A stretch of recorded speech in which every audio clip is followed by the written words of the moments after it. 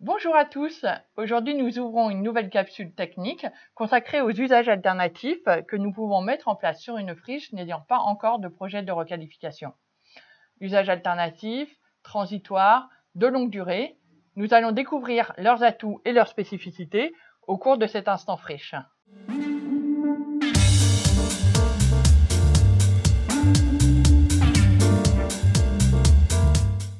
Amélie Leguet, bonjour. Bonjour. Vous êtes chef de projet en aménagement au sein du groupe CERL et chercheuse en urbanisme.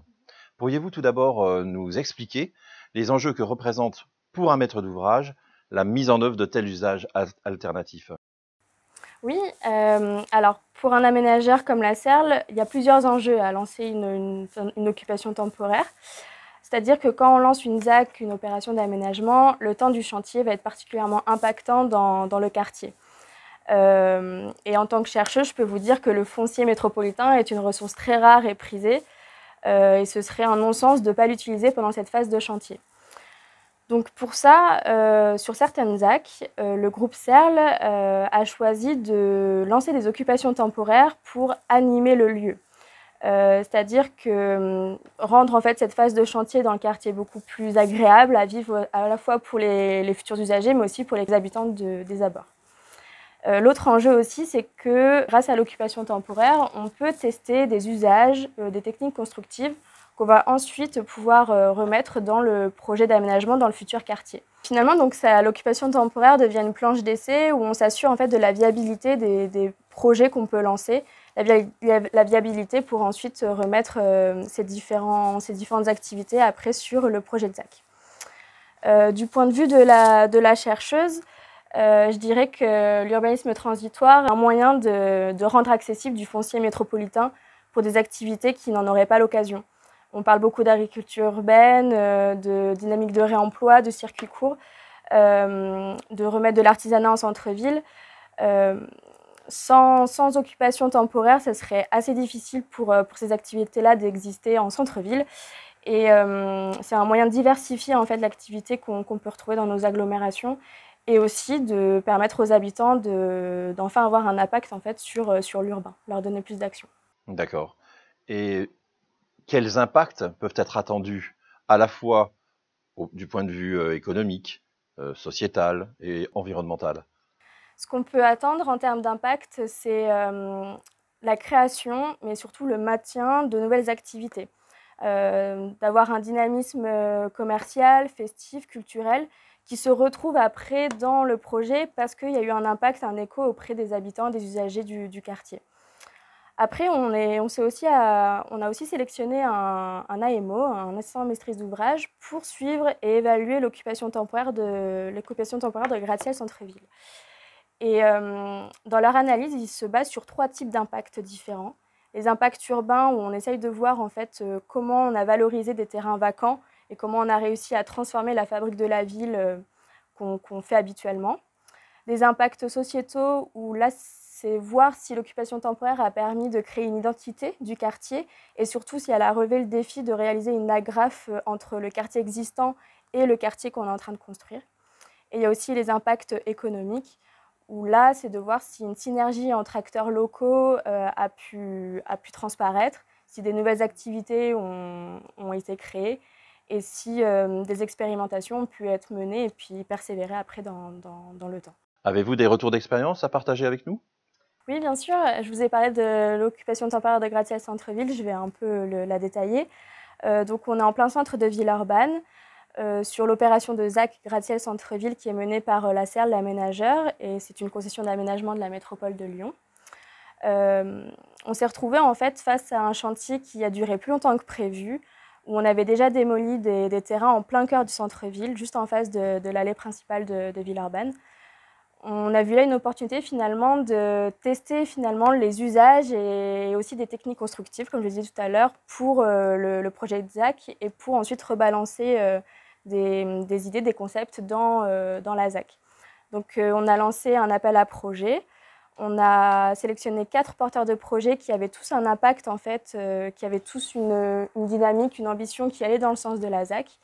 Donc à titre d'exemple, on a la ferme des artisans qui développe à la fois de l'artisanat dans des conteneurs qu'on pourra ensuite rebalancer dans les cellules commerciales de la ZAC. Et on a aussi des tests sur la végétalisation en centre-ville, donc comment végétaliser des espaces inertes, parfois pollués, de manière moins coûteuse à la fois en eau ou en énergie. On a aussi un tiers-lieu qui était déjà prévu dans le projet de ZAC. Et là, l'idée, c'était de voir quels usages concrètement les habitants attendaient de ce tiers-lieu. Donc comme ça, on teste, voilà, si c'est des salles de spectacle qu'ils préfèrent, ça sera ça qui sera ensuite dans la ZAC. Donc 4 projets comme ça qui vont ensuite s'insérer, si ça fonctionne bien, dans le programme immobilier de la ZAC. Et ça s'arrête en août 2023. Merci. Avec plaisir. Amélie Leguet vient de nous présenter un exemple de mise en œuvre d'usage temporaire sur un territoire urbain. Marc Gaillet, bonjour. Bonjour. Vous êtes chargé de développement territorial chez Valorem et vos projets d'installation de centrales photovoltaïques s'inscrivent dans une temporalité plus longue. Est-ce que vous pouvez nous expliquer les enjeux auxquels vous faites face ? Volontiers. Donc, le principe de la valorisation des terrains en friche par l'installation de centrales photovoltaïques, c'est de redonner une vie économique à des sites dégradés, des sites anthropisés qui pourraient difficilement trouver un usage sur le court terme pour une mise en valeur. Et l'idée est de couvrir les terrains dégradés, donc on l'a dit, par des panneaux photovoltaïques. Ces projets-là, généralement, sont plutôt bien acceptés parce que très peu d'autres usages peuvent être envisagés sur des sites qui sont ou pollués ou alors qui ont été complètement décapés, il n'y a plus de terres agricoles dessus. Et donc, globalement, on a une bonne acceptabilité de ces projets-là dans la limite où on prend en compte l'ensemble des enjeux des parties prenantes sur ce terrain, c'est-à-dire les riverains, c'est-à-dire les collectivités, avec des enjeux paysagers, avec des enjeux économiques bien sûr, et ces terrains-là, donc ces projets-là sont globalement très bien acceptés localement. Le principal frein auquel on se heurte le plus souvent, c'est tout d'abord la faisabilité économique des projets.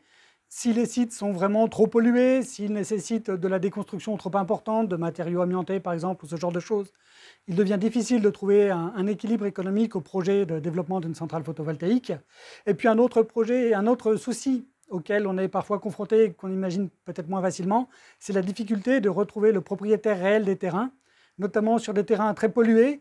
Il y a eu parfois plusieurs successions à la suite sur ces terrains-là, et le propriétaire en droit de terrain a disparu, et il est difficile de retrouver un ayant droit à qui s'adresser pour remettre en valeur les terrains vraiment très dégradés. Du coup, quel est l'intérêt pour un territoire d'installer ce type de centrale ?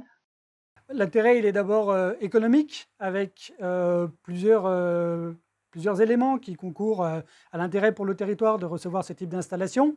On a d'abord un loyer ou l'acquisition du terrain, ça peut se présenter aussi pour le propriétaire qui, dans un certain nombre de cas, est bien souvent une collectivité. Il y a aussi des retombées bien sûr fiscales pour les territoires à travers les taxes foncières locales, à travers les différentes fiscalités propres aux énergies renouvelables.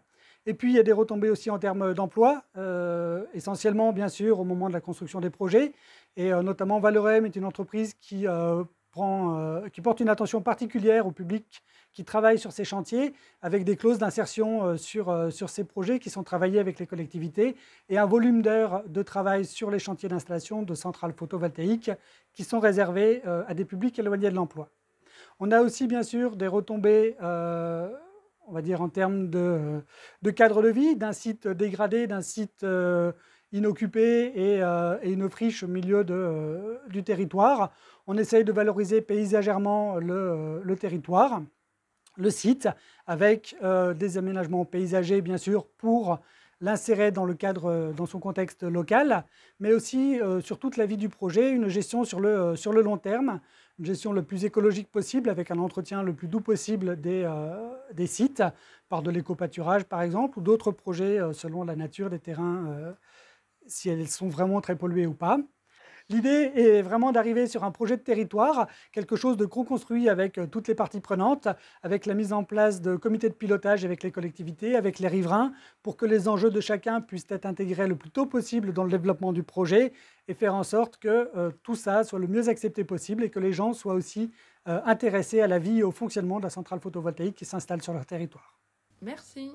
D'autres options possibles, telles que la compensation, la renaturation ou bien encore le phytomanagement, sont présentées dans le guide dédié aux usages alternatifs pour les friches, qui est disponible sur le site d'Idéfriche. Merci aux 3 intervenants. Et à très bientôt pour un nouvel Instant Friche.